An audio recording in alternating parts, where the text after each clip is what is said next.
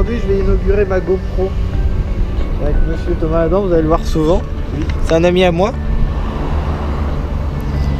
Et on est chez Mazda à Tours. Et Mazda c'est une marque injustement oubliée. Je sais pas ce que t'en penses. Oubliée peut-être pas, commercialement discrète, disons. C'est dommage. Oui. Là c'est la nouvelle 2. Bon elle est sale, hein, il y a des pubs. On est chez Mazda à Tours, c'est pas l'idéal pour faire Ça voit peut-être pas la caméra qu'elle est sale. une vidéo. Elle est sale comme ça. Voilà. Mais je trouve que c'est une voiture agréable. Ça vient concurrencer la 208, hein, la Clio, un segment important en Europe. Hein. Et je trouve que c'est une voiture qui est un petit peu oubliée. Même une marque oubliée.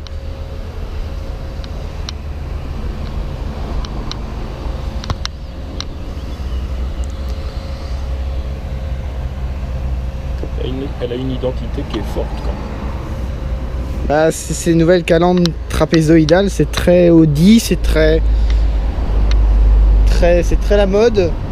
On voit une 6 à l'intérieur qui a ça aussi. Je sais pas si on va voir grand chose avec la caméra. Enfin.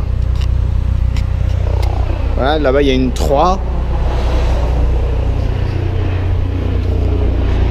qui est un peu dans le même style, très joli d'ailleurs, c'est pas inélégant.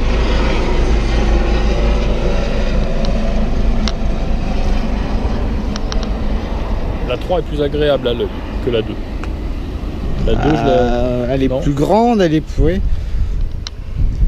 Là ici on a un CX5, je trouve pas moche non plus.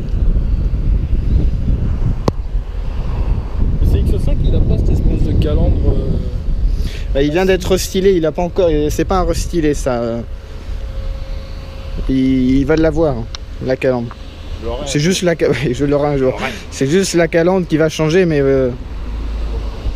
Autrement c'est le même.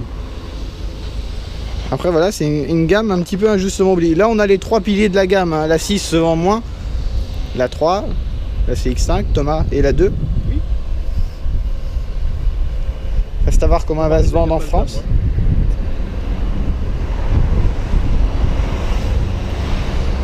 Mais par exemple, plutôt qu'une C3 en fin de vie, est-ce que tu prendrais ça?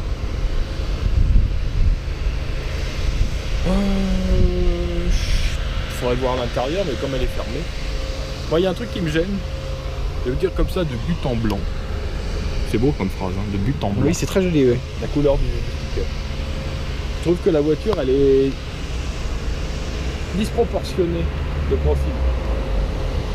Ouais. Il y a une espèce de face avant d'arrière tronquée et de face avant très longue avec un capot assez horizontal. C'est assez bizarre. Je trouve que la Mazda 3 est plus... Regarde. Plus agréable à l'œil, plus proportionnée. Mieux proportionné, oui. Oui, les proportions sont assez étranges, mais je suis d'accord. Elle est assise sur ses roues avant.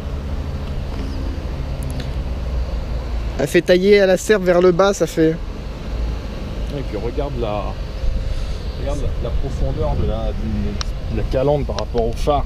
Ouais. À 15 cm. Non, je trouve que c'est très sympa ça, le prolongement. Ah oui, mais regarde Dans le le phare. porte-à-faux que ça fait, c'est assez bizarre quand même. Et du coup, je sais pas si du poste de conduite, on arrive bien à voir l'avant quand on conduit. Pour se garer, ça va pas être facile. Oh, c'est pas grave, c'est comme à Paris.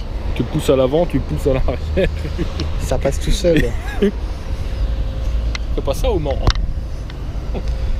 Bon voilà, une petite vidéo de la Mazda 2. À défaut de l'avoir vue ouverte. Il faut de l'avoir vue ouverte. Que je trouve pas moche, hein, honnêtement. C'est pas une voiture moche, mais tu la trouves assez disproportionnée. Elle est... On peut mieux faire. Ouais, la copie, je sais pas, ça manque... Alors, ils essaient de mettre de l'identité dans le... Toute l'identité de la voiture est quasiment campée sur L'avant. sur la calandre en elle-même. Regarde, parce que même les phares, t'enlèves la calandre, tu vois pas que c'est une Hyundai, quoi. Non, une Mazda. Une Mazda, pardon, voilà. Oui. Tu sais pourquoi j'ai dit Hyundai? Parce que juste avant, je suis en train de penser Lightning. On va aller voir juste après. On va faire un comparatif, donc.